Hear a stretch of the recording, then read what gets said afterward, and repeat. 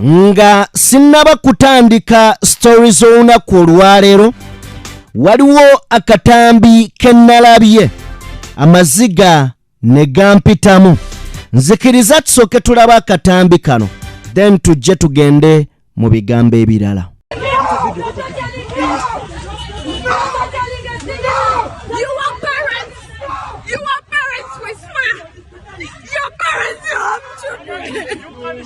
You have children. What has he done? What has he done? What has Masaruka done? Eh? Where they take Masaruka? Munnayuganda bw'olaba ebintu ebifaanana bwe bityo kiki ekikujjira mu mutwe? Oyo gwe baakutte ye guilty president owa MOOC era nga wa 89 yakwatiddwa mu ngeri bwetyo. On top of that yaggiddwa mu kooti ya Buganda Road.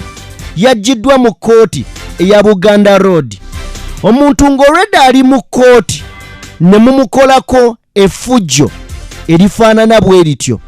Twabiraba ne mu kooti y'amagye Makindye omukulu amanyiddwa nga Jamshid Kawuma bwe bamuggyaayo nga bamuwalula era ng'akubiddwa munda mu kooti. Bw'olaba ebintu bwe biti kyekikujjira mu mutwe. Eno tuli mu failed state. Saagala mbalimbe, saagala mbakweke. Uganda erina olutalo olwetaaga okubeera nga bannayuganda balwetabamu yengeri gye basobola odduzikiza. Ffenna nga tuli kitole si muntu omu. Luno teweetaaga kulekera muntu omu. Njagala kubeera nga nvaayo baganda bange. Amagye olunaku olwaleero gateereddwa kumpi ku buli munnabyabufuzi yenna owa opposition.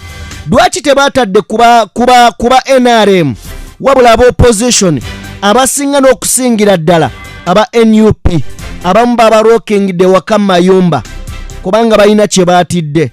Mu ngeri ya muganda wange natunuulidde Robina Nabbanja ng'ayogera eby'ekijego olunaku olwajjo nenzigwamu amaanyi.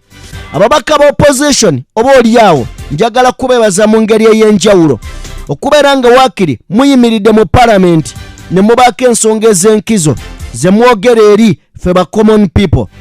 Wabula njagala okunakuwalirako n'ennaku ennyingi ababaka aba NRM mususse okubeera ebidomola, mususse okubeera emikebe emikalu, mususse okubeera abatumbaavu. Gano mazima sitwagala tubakwekerere. Njagala kubeera nga nkutegeeza gwangoberera era gy'osinzira okubeera ng'ongoberera. Leero sobadde nakubeera nga mbanjulira bye tulina mawulire g'olunaku olwaleero wabula tutambulirewo bingi bye nkuteekateekedde. Njagala kubeera nga nkuwa sipiika Parliament y'eggwanga Uganda omumyuka wa sipiika bamulese nga balinga abaleeta omuyeekera. Yazze ku Parliament nga werekerwako amagye kugamba abali mu ngoye ez'amagye abali mu ngoye eza bulijjo ng'oyinza olowooza baleeta muyeekera, ng'oyinza olowooza baleeta warlord. Katulabe sipiika oba mumyuka wa sipiika engeri gye yazzeemu mu Parliament.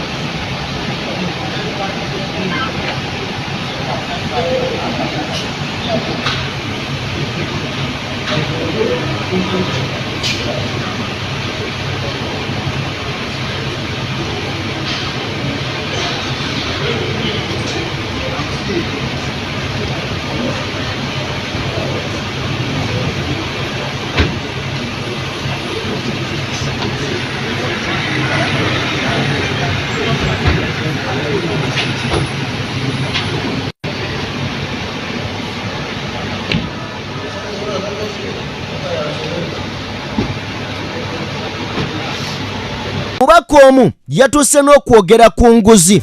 Bwe yabadde ayogera ku nguzi yagambye sipiika naawe kennyini gwe gwe Thomas Tayebwa ne mukama wa Anita Amongi nammwe muli mu ssanko y'abo abalyake betwogerako n'agamba mmwe mwesiimye muyina abakuumi mutambula babakuumye naye ffe tetulina yadde wakasaale ntambula nga bwendi saagala abantu abo batuuke batwekyusize kubanga bagambye oba naalema okubeera nga bakisesinga Parliament bagenda kubeera nga batulumba waka waffe yagambye ekyo si kye tuwagala ffe tetwegomba abantu kubeera nga batulumbagana kubanga tetuli babbi naye mmwe ababbi ate mu defendinze ababbi abalala Parliament yagala kuteesa ku nsonga ya nguzi negwe Thomas Tayebwa ne mukama wa Anita Amongi amazima muganye okuwa omwaganya Parliament okuteesa ku nguzi.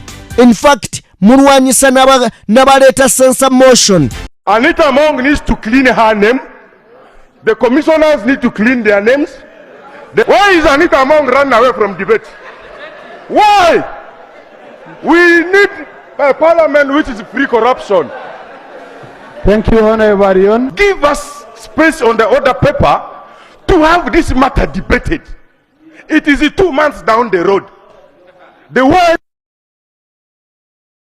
is aware that there's corruption in this parliament. We want this matter to be debated. Why are you running away from that debate?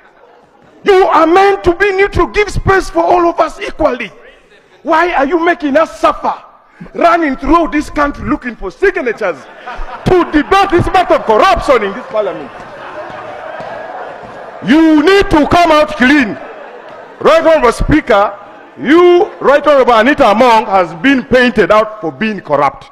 Your name has been mentioned for being corrupt. We are also having a motion to have a matter debated on the commissioners.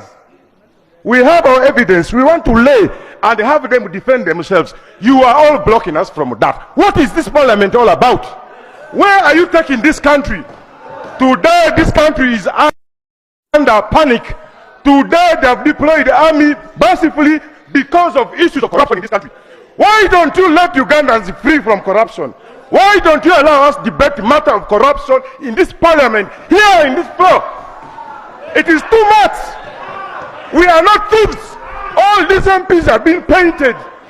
If we know we are clean like me, screen me. We have evidence against them. We have evidence. So we need this matter be debated. You need to clean your name. Deputy Speaker yourself. Anita Amongi needs to clean her name. The commissioners need to clean their names. The ministers need to clean their names. And as MPs, if you have anything against us in this parliament, we need to clean our names. Thank you. Why don't you want this matter to be debated on this floor? Deputy Speaker, we need this matter addressed. Thank you. If not, we are ready to join the Ugandans because you're blocking us the opportunity to debate. We were voted by our voters to come and debate. Why are you running away from debate, Deputy Speaker? Why is Anita Amongi running away from debate? Why? We need a parliament which is free corruption. Thank you. Naye nga bulijjo bwe mbagamba nti abasajja ba NRM bano abamu bwe babawo obukuumi balaba ng'ensi ekoma ku bo.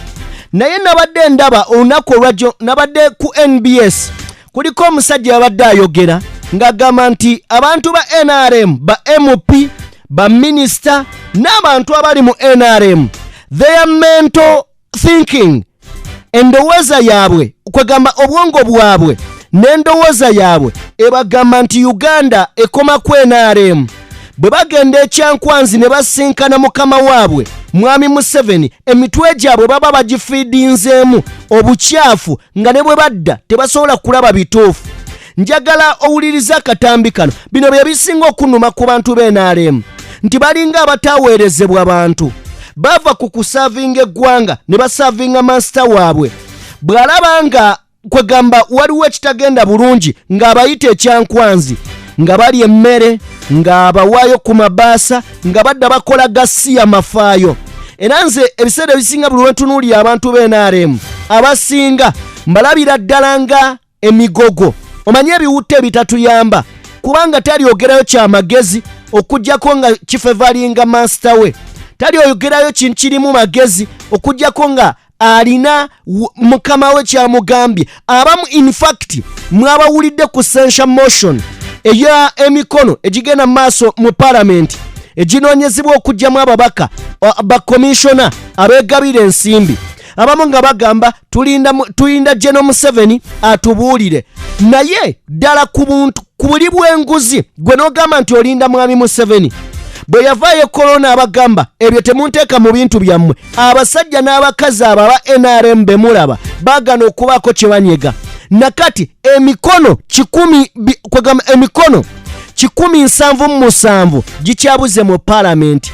Naye agasajja ago n'agakazi ageetisse emitwe emikalu go galinga agatugamba nti enguzi gagiwagira.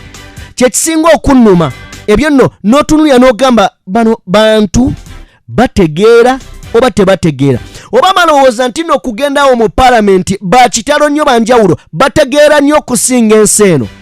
Nedda just twabawa mukisa so si mwe musinga okutegeera. Njagala owuliriza ebigambo by'omwami ono. For almost every NRM people, their mental programming is everything NRM. Like Brandon is saying, we say, oh, NRM has an agenda, which is perfectly okay. The party in power. Yeah, but you see, being a party in power doesn't make you the country, because the country also has a program. Beyond the NRM manifesto, the country has a program called the National Development Plan. If Museveni and his cabinet to spend time at Changwanzi talking about the NRM manifesto, who talks about the National Development Plan? At what point does the NRM people as a group, as a party sit and say this is our agenda? But there's also the agenda of government of Uganda, which involves every Ugandan citizen, Ugandan taxpayers who do not necessarily subscribe to NRM.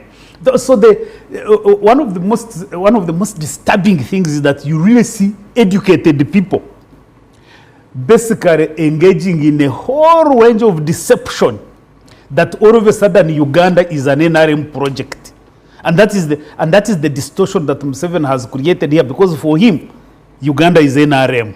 That's a project, and I think that's where we are because. Incidentally, we are not in a good place, Simon and viewers. As a country, we are really faced with the crisis. I've said time and again, Brandon, that we are a country where we have to kill each other now to be able to elect a president. That's a country of unserious people. The point at which you find that we have to shoot at each other, people have to be killed for you to elect a president. And the president also goes posturing and saying, I am a very big person. People were killed for you to be elected. How does that make you big? Mungeri yemu ebimu ku byabaddewo olunaku olwajjo ovanga ku ggwanga erikwata bannamawulire. Nabadde ntunuulira owa KFM yakwatiddwa n'owa NTV yakwatiddwa. Otyanga eggwanga erikwata bannamawulire. Okwekalakasa kwajjo tekwabadde mu bibiina byabufuzi. Okwekalakasa kwajjo tebyabadde mu busimanya nze ndi mukatuliki. Yensonga lwaki olaba bannamawulire benyigidde mu nsonga eno. Tulabe clip eno nga bakwata bannamawulire. Ogenda kutya ensi nti n'abalwanirizi b'eddembe bakwatiddwa. Lwaki nsoose bino ebintu? Kubanga bikulu byewuunyisa. Nti peaceful demonstration, peaceful like protest n'okwata munnamawulire. Lwaki kati kino kye tuyita ki? Oyinza okugana nti tetuli mu failed state.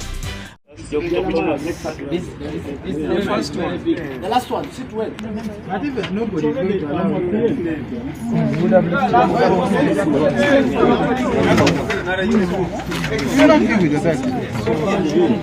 the vehicle is big enough to accommodate you.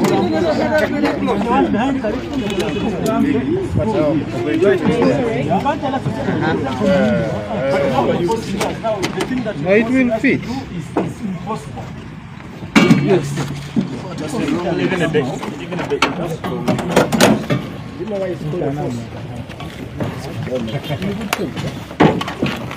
What is in good faith? I came out to take pictures and they arrested me. struggle continues. It doesn't stop. It's against all of us. The whole country is aware. Everybody knows what's happening. This doesn't stop until corruption stops.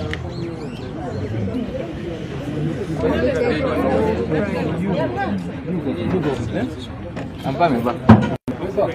We are arrested. I cannot say that my lawyer has advised against making certain things, but we are not criminals. We have made no crime. The state needs to deliver justice. At least make it stand to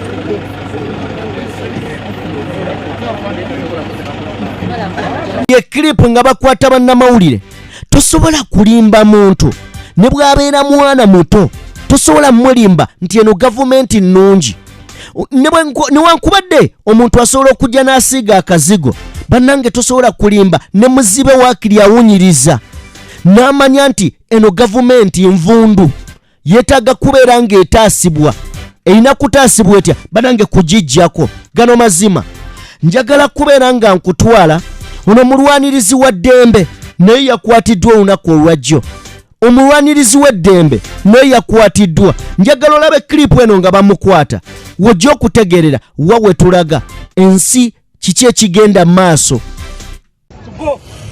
You see how police officers are running? We go. You have to go. Why are you coming, Afan? Why are you coming?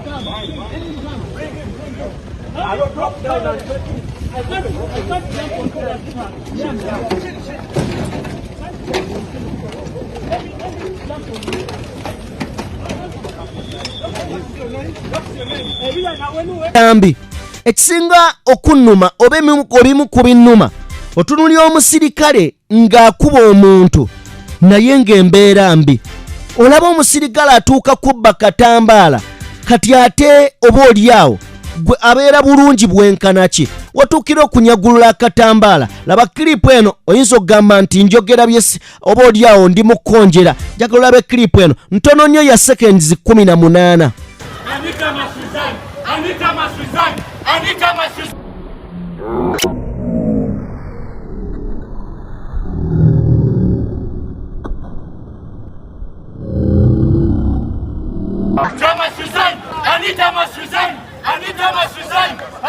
Kansuubire nti naawe akatambi okeerabiddeko.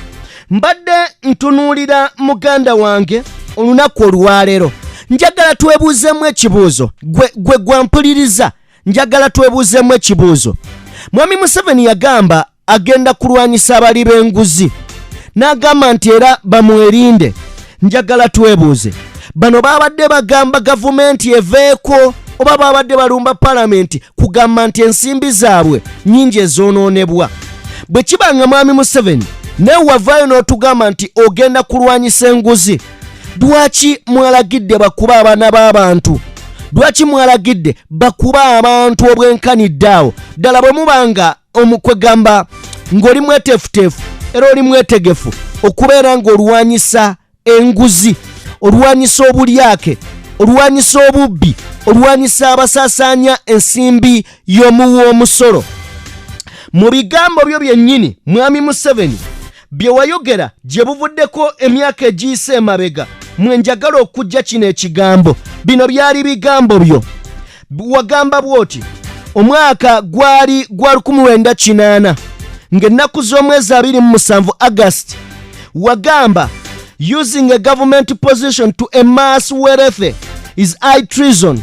Nogamba if the Uganda Patriotic Movement UPM is not going to be supported because it denounces such methods of getting rich let it be. Yoweri Kaguta Museveni bino wabyogera oli Bushenyi n'Embarara district ng'ennaku z'omwezi 27 August 1998 ebigambo ebyo wabyogera ng'ogamba bwe kibanga omukozi wa gavumenti mu ofiisi yonna gy'otuddemu ng'oyagala kukozesa ofiisi ya gavumenti gw'okwebeeza obulungi so si ku lw'abannansi obwo kwegamba kubeera kulya mu nsi y'olukwe era ng'ogamba ono alina kubeera ng'akwatibwa n'amaanyi byali bigambo byo n'ogamba n'okugamba ebiseera ebyo tewali mu NRA tewali mu NRM wali mu UPM gye bayitanga Uganda Patriotic Movement nga mbiseera ebyo tonnafuna maanyi era wagamba nti kino bwe kibeera nga kye kigenda okukumisa obuwagizi okubeera ng'okirangiridde kibeerenga bwe kiri kitegeeza mu biseera ebyo enguzi wali ogiraba ngambi enguzi wali ogiraba nga kanaaluzaala enguzi etta amawanga wabula tugenza otuuka olunaku olwaleero ng'abagirya boobiibiyita tugenza otuuka olunaku olwaleero ng'okulya enguzi kikuweesa ekifo ekinene mu gavumenti yo ddala tuwakanirawa era tugirako wa tugambe nti nno enguzi obubbi obulyake bye bimu ku ebyo ebikola gavumenti yo tuyinza kuwakanirawa nti ebyo ebintu byemmenye y'empagi ekwatiridde NRM okubeera nga weeri kubanga gwe kennyini ozza olemesa abakwata oboolyawo abalyake ayigiggi bwe yavaayo n'atandika okulondoola bannannyini bizimbe mu Kampala ebimeruka nga tebimanyiddwako bannannyini wabula olaba kizimbe nga kitudde awo gwe kennyini wamugamba lekerawo okubirondoola abo ba investor ojja bagoba mu ggwanga ensi mutubuulira ani nannyini waayo era njagala okwebuuza eri gwe munnayuganda mpuliriza era ngoberera afuga Uganda munnayuganda afuga munnayuganda ayagaliza Uganda afuga Uganda yavaawa ddala Uganda ekyetaaga omufuzi oba yeetaaga mukulembeze nze ndowooza omufuzi kye kiseera aveeko tufune ku mukulembeze wabula tumekinga sure nti gwe tuzza mu ntebe y'eggwanga Uganda tukulembera abeerenga munnayuganda nkiddamu gwe tuzza mu ntebe ya Uganda abeerenga munnayuganda atali munnayuganda bye batutuusizzaako oba batali bannayuganda bye batutuusizzaako mu birabye tufuuse kisekererwa mu mawanga amalala wabula nga bo beeyongeza musimbi. This now is how comes families are ruling you, families ruling you, one family is ruling all Uganda. Uganda, you are disappointing us. Wake up, my people. Bobby Wine, wake up. Bobby Wine, wake up. Do your work, my friend. This is the last thing I'm telling you, you Ugandan people. And we Kenyan, we don't want to battle with the kids who doesn't know they are right. You are being bullied like a kids. Ni kama wale watoto wenye wanachapwa na wazazi because father said don't have a girlfriend. If you have a girlfriend that will deal with you, you are still like this. My friend, you are a grown-up people. You know you are right. I think Uganda, we have schools. We have universities. You know you are right. Go back to the book and read and understand what you should do. We are trying to educate you, to tell you, Bwana, you have your own right. We are the giant of Africa. We know our right. As long as you know you are right, go to school. As long as you are a learned person. That's why I love Bobby Wine. Bobby Wine knew it's right. What's wrong with you Ugandan people, Neke? Go back to school and learn. All the countries in East Africa, they have different presidents, but there's only one country they think that they are just there because they don't have any place to breathe. They don't have any place to breathe. They leave the president to overpower them. My friend, president, his work is to rule you, not to misuse you. Police, I think you police from Uganda, you should learn from policing from Kenya, because we Kenyan police, we know very well this person has their right. And look at that police who shot someone. We are looking for him. We are looking for him. He will rot in jail. You people, you are just killing people because you think Uganda has power. That is useless. Uganda, wake up. Stand still. Be together. Say, yo, no. This now is, how comes families are ruling you? Families ruling you. One family is ruling all Uganda. Uganda, you are disappointing us. Wake up, my people. Bobby Wine, wake up. Bobby Wine, wake up. Do your work, my friend. Bobby Wine, I respect you because you tried as much as possible to work for your video. But people from Uganda fear things. Don't fear. Work for your country. That is the only information I will give you. From today, I can't argue with you if you don't want to. Nzikiriza tweyongereyo. Lero njagadde tukakole mpola okusobola okukategeera n'okukanyonnyoka. Njagala kubeera nga nkutwala mu byabaddewo boolyawo olunaku olwajjo. Omubaka amanyiddwa nga Francis Mwejuche yavuddeyo n'ategeeza n'agamba Speaker Parliament, simanyi olwaleero Uganda eri mu lutalo oba teri mu lutalo, kubanga mbadde nzija ku Parliament nsanze amagye n'emmamba nga enguudo zonna zeebulunguluddeko amagye. N'abuuza tuli mu lutalo oba. Byanukuddwa Robina Nabbanja bw'ategeezezza nti gavumenti erina obuvunaanyizibwa okubeera nga kwegamba ekwanaganya security eri bannayuganda mu ngeri y'emu n'okuuma ebintu byabwe, era ng'agamba it is under that provision oba provision. Agamba nti kino kiina kwegamba kiri eri gavumenti okubeera ng'ekuuma abantu. Omukyalo ono ayongeddeyo n'ategeeza nti ababaka ba Parliament abaakwatibwa aba NUP abali mu makomera, agamba nti nno bwe kinaasangibwa nga tebalina misango bajja kubeera nga bavaayo. Ne bano ababaka baakwatibwa ng'emu ku nsonga oba olyawo gye baakola kwe kubeera nga baakwata ekkubo bagende ku kitebe ky'ekibiina kyabwe. Robina Nabbanja agamba nti bwe banaasangibwa nga tebalina misango bajja kubeera nga batiibwa. Bateebwa. I believe if they are innocent, bw'atyo bw'agamba, I believe if they are innocent, they will be released. Your Prime Minister Robina Nabbanja on detained MPs and NUP supporters who were heading for party press conference bajja kubeera nga bateebwa. Bebo ba minister naye oyo ayogererawo ayogera ebyo banaye eggwanga limubanja John Bosco Kibalama. Oyo ayogererawo kubanga yakonfaminga nti amulina, yagamba bamulina mu detention z'ab'ebyokwerinda, yandibadde naye yakwatibwa dda.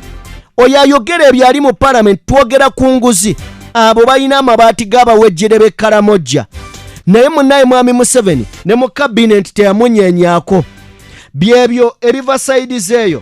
Njagala kubeera nga nkwongerayo amaka g'ababaka ba NUP sides eyo. Njagala kubeera nga nkutegeeza muganda wange olunaku olwajjo gasiibye galiko magye, including President Robert Kyagulanyi Ssentamu. Ekkuba erigenda ewuwe amagye agabaddeko ng'oyinza okulowooza gayina oba gakozeewo na nkambi, kwegamba bamusazeeko nga balinga abagamba nti anytime bamusuubira okubeera ng'agenda kujja mu kwekalakaasa. Ne kino kyabadde tekisoboka kuba ababadde bakikulembedde bagambye oba babadde bagamba tebali mu bibiina byabufuzi, kwegamba bali fearless, bali awo tebalina, bali kwegamba tribalist, bali awo tebalina, kwegamba tebali mu bya ddiini, babadde bazze ku nsonga za ggwanga. Wabula amagye agayiriddwa ku kuba erigende wa Kyagulanyi Ssentamu, amagye agayiriddwa boolyawo ku babaka ba Parliament ab'enjawulo, wabula abo abanuupu kumpi bokka. Ekyo kiraga okutya okugenda mu maaso. Njagala kujjukizaako katono muganda wange gwampuliriza nti ebintu bwe bitambula byo bibuzaabuza era tebitegeerekeka. Wabula nzikiriza nzijewo omusajja ono yagenze maaso n'okuba ng'afa. Karamoja, kwegamba Karamoja NRM boss dies in Iganga road crash. Yanyone yafudde. Tugenda kubeera nga tumutunuulira oba nga tumutegeera. Police mu Iganga district egenda maaso n'okubeera ng'enoonyereza akabenje k'emmotoka, akabenje akaguddewo ne kagenda maaso n'okuba nga kafiiramu National Resistance Movement NRM vice chairperson amanyiddwa ngaani? Amanyiddwa nga Simon Arupo.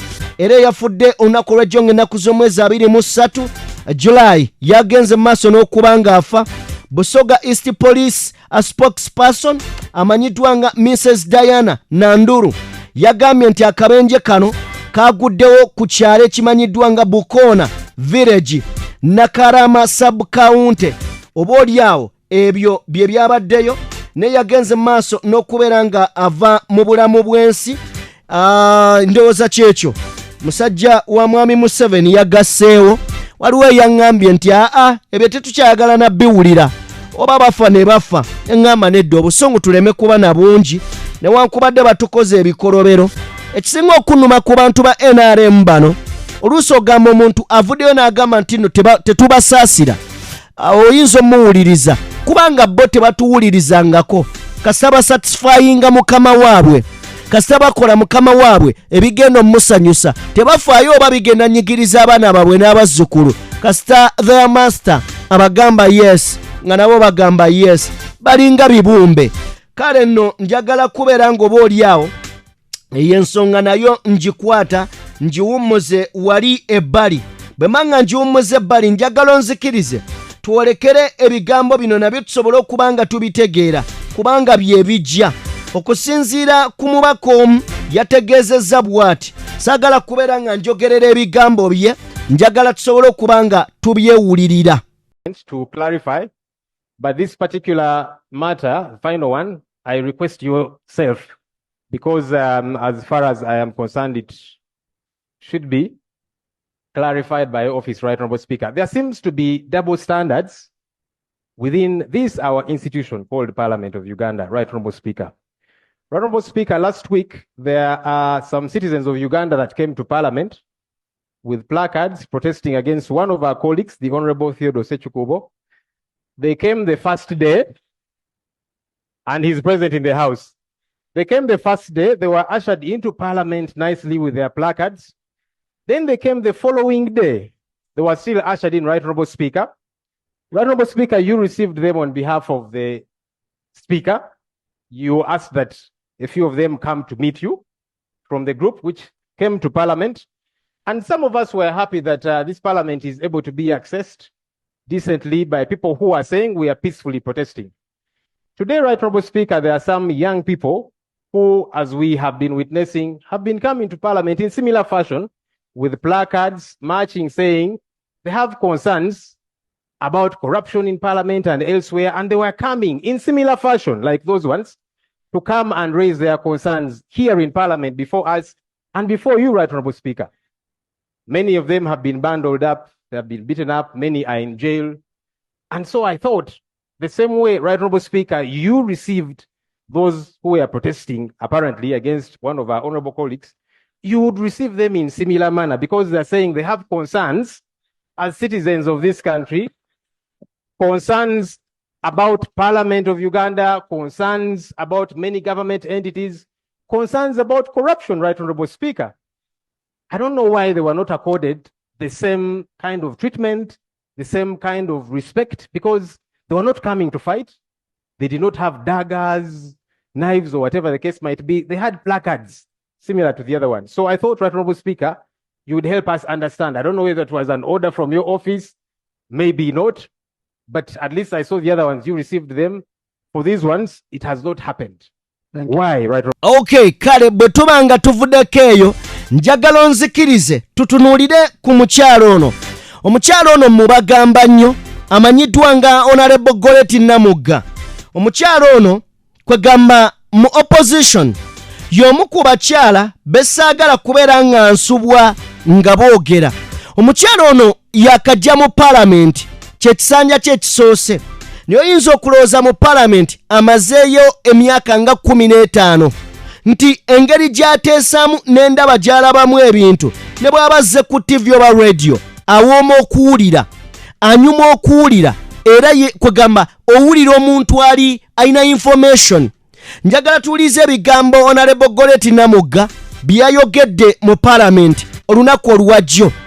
So, Right Honorable Speaker, for this House to sit today, when our youth, the Gen Zs that you like so much, and that is your generation, are being refused to march to this House, Right Honorable Speaker, to bring their petition. Right Honorable Speaker, people have been detained in several police stations. People have been detained. Right Honorable Speaker, are we proceeding very well? No, If we sit in this house when the law is totally being disbanded, we are acting out of the constitution, outside the law, Right Honorable Speaker. Is it intentional on the side of the NRM to oppress everyone? Is it intentional? The Prime Minister should come out and explain, Madam, come and explain to this country. Why are you acting informally, even under where circumstances, when you know the law? You are here misinterpreting the law purely. In your favor, you misinterpreted. So, Right Honorable Speaker, I want to thank you for directing very well, but we cannot proceed to handle business here. I'm not directing, but it is human to think about the opposition beyond. We are citizens of this country and we should be given equal time, equal space to express our rights in this country. Okay, oye Goreti Namuga, njagala kubeera nga nsembyayo akatambi kano. Kababaka ba Parliament bogera ku mbeera eyabaddewo. Njagala mukwano gwange, munywanyi wange, owuliriza akatambi kano. Owulire ku ndowooza z'ababaka. Oba olyawo ojja kutegeera nti tulina ababaka ng'emitwe mikalu. Tujja kutegeera nti tulina ababaka abatategeera naye ate tulinamu n'ababaka abagezi. Ababaka bawadde ensonga zaabwe. Ogenda kubeera nga oziwulira. Njagala Mukama Katonda abankuumire mbalekedde akatambi kano. Naku olwaleero oba olyawo ebigambo tebiwooma, saagadde nnyo kuteeka vibe mu bintu bino. Njagadde tubikole nga bwe biri. Vibe eno gwetasanyudde ojja kunsonyiwa. Nessuubira nti wano waliwo ekyokusanyukira, wabula kuwuliriza, kumanya nsi yaffe, abatukulembera oba abatufuga. Kuba mu Uganda tebatukulembera. Nedda, okukulembera twandibadde tulina bye tusalawo. Naye